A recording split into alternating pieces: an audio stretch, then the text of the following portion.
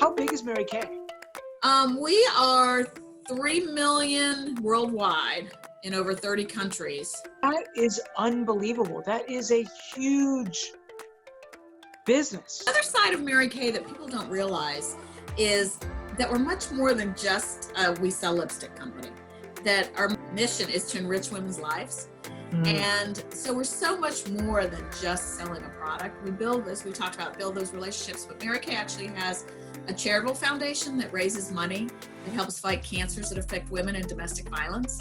And in those two realms, they've given over $75 million. And I think 97% of the money they raise goes to the charity.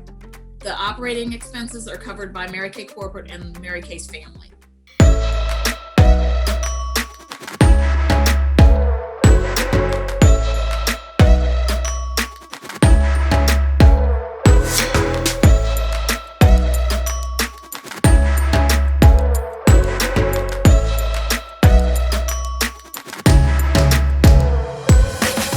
Welcome, Reston Digs. It's Rob Chevez, and today I have Leslie Kane here with Mary Kay, and I'm super excited to have Leslie on here because I want to hear all about it, how she is pivoting her business during this crazy time, and I want to really learn more about, and I hope that Reston learns more about, just kind of like the history of Mary Kay. You know, Leslie's been with Mary Kay for 25 years. Like, what keeps somebody at the same place for 25 years? I find that fascinating.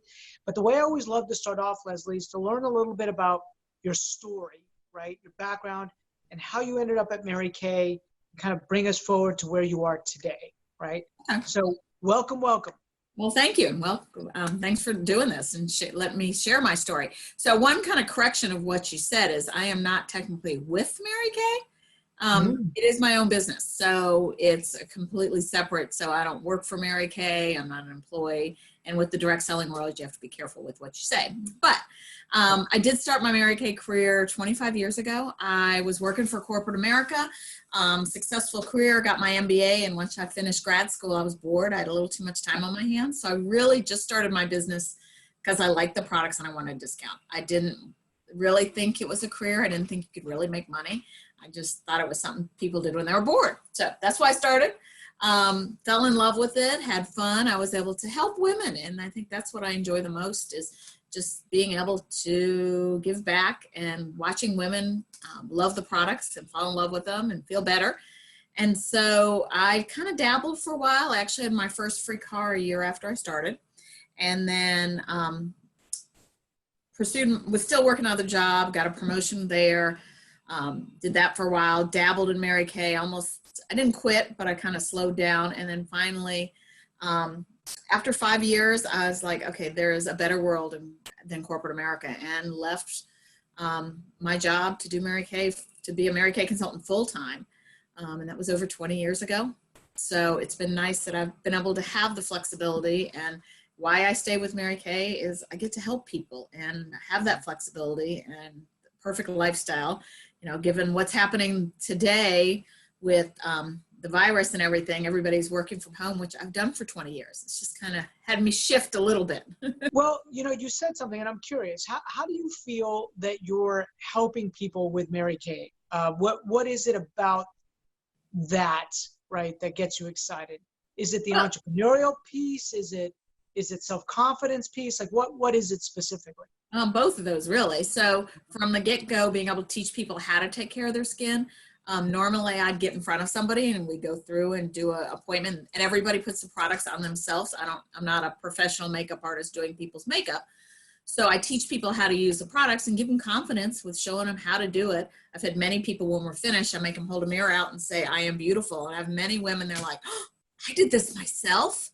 So it gives confidence and I actually start with teenagers, like the 12-year-old girls especially. They say a woman's self-esteem is highest at age 10.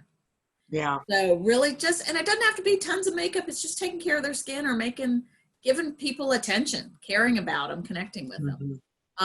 And then, you know, being able to help women build businesses. You know, I have a team of over 100 people, and I help people to have a business, to make the extra cash, or to give them the community that women crave. you know, to be able to have that tribe. I've actually had people before that have started business and did their first appointment and were not in a good financial situation, were able to pay their rent based on one appointment. So, you know, help women that way, and then help the women, the busy woman in this area, especially North Virginia. You know, we're busy. People are busy. They don't have time to go to the store. And especially now, stores are closed. So I have customers texting me, calling me, email me, and they're like, I'm out of my cleanser. I need my whatever. I need a gift that I could deliver and take care of that. So there's a lot of ways I can help. Somebody recently said a good description of what I do is I'm the concierge of skincare and cosmetics. So Okay. it's more than just, you don't just get a product, you get me and somebody to help you. Well, I guess it's maybe my business bent.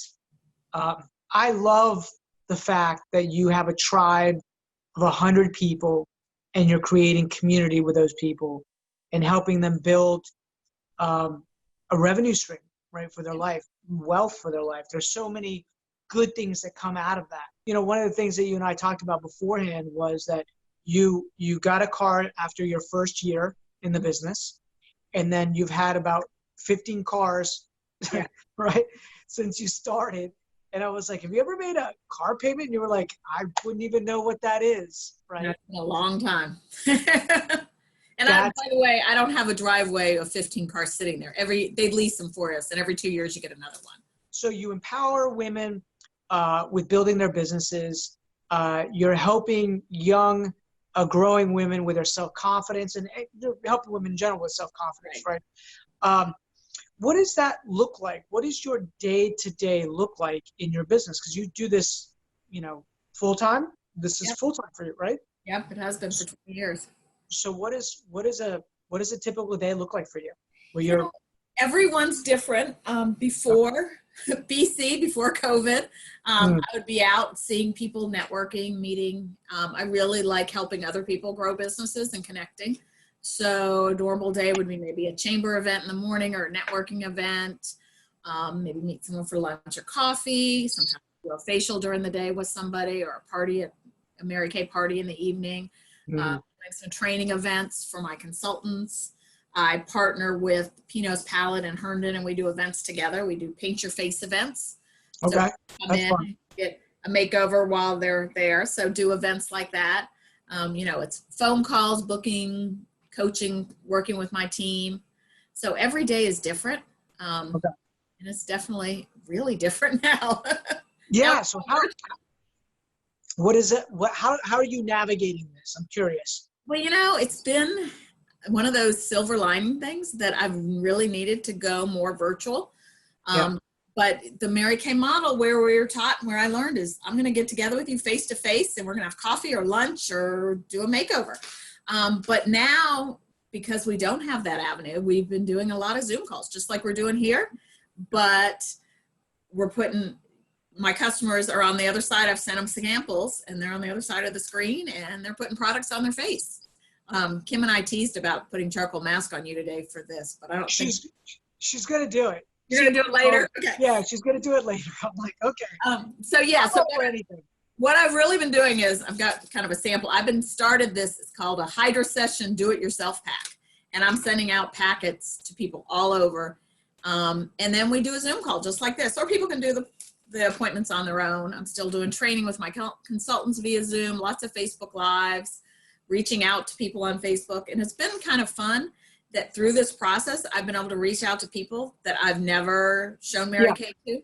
Like a friend of mine I went to elementary school and high school with. Somebody I used to babysit for, I did a makeover with. My very first customer 25 years ago that's in Arizona, we got together. So it's been kind of fun, the connections that I never would have made and reached out to if this hadn't happened. I do one word every year, my word of the year. And this year it was connections. And a friend of mine was gather. And about the week one into this, she sent me a text going, isn't that ironic? I'm like, but you know, interestingly enough, I've connected more with people through this than I would normally. Because doing these Zoom calls, we're getting together. You know, you live literally across the street from me, and I know I've seen you walking around the lake, and I've walked around the lake 6 feet away from people, but been able to have conversations. And when you stop and talk to people, where you're not in a big hurry like we always are before. We actually have to start a Mary Kay business now. They're doing an e-start where you can start a Mary Kay business for $30 and have access to all the e-tools and be able to run a business from a laptop and not have to have the traditional, facial cleansing cloths and demos and mirrors and trays, because they're not applicable now. That's pretty cool. Yeah. Start a business for $30. But it's really interesting because I do think it's a time where there's going to be a lot of people self-reflecting on what's my next move? What's my next career move? Not, let's say they were in the hospitality industry, they were waiting tables. This is a time where those people might be thinking, hey, Mary Kay might be a great option for me, right? I did see your Facebook post about that. I was going to ask if I could copy that. Absolutely, right? Absolutely. Servers in restaurants, if they're good, they've got great sales skills. They own their own business. I am busier than ever. I actually have somebody that wanted to do one of these do-it-yourself sessions, and she's like, can I invite some friends? And I've got to get 27 packets out to go all over the country that these people want to do a session. I'd never be in contact with those people. So yeah, it's definitely doing different things. I've actually been on the board of directors of Shelter House, which is a local shelter here. I've been into lots of shelters and done makeovers on women. And then I've actually had the opportunity to lobby on Capitol Hill several times on behalf of Mary Kay, which whoever thought when I'd start literally selling lipstick, I'd be on Capitol Hill. And so that's one thing people don't really realize, as big as we are and a voice that we have, that there is somebody from Mary Kay Corporate in DC normally 2 to 3 times a month lobbying on behalf of the Direct Selling Association and Mary Kay. Wow. That's amazing. Power of a large network. Yeah. Right. So, we're huge, and people don't realize the power we have. And the other thing, Mary Kay, because of who we are and what we've done, is that we were asked by the government to manufacture hand sanitizers. Okay. We have a multi-billion-dollar manufacturing plant they just built in Texas, in the U.S., employing U.S. citizens. And I think were asked to do it. They started production on April 3rd, and by April 3rd or 4th, by the 1st they started, and by the 3rd or 4th, they had hand sanitizers in hospitals given. We're not selling them. They're all donations. Wow. That's amazing. I think I saw something on your face. Did you post about that on Facebook? I did. It's amazing how these things just kind of like drop into your brain. I remember seeing that. Amazing. Well, what else would you like people to know about Mary Kay? And if somebody wanted to get involved, what would be the way that they would get involved? Involved as far as a customer or a consultant, or both? As both, right? Both.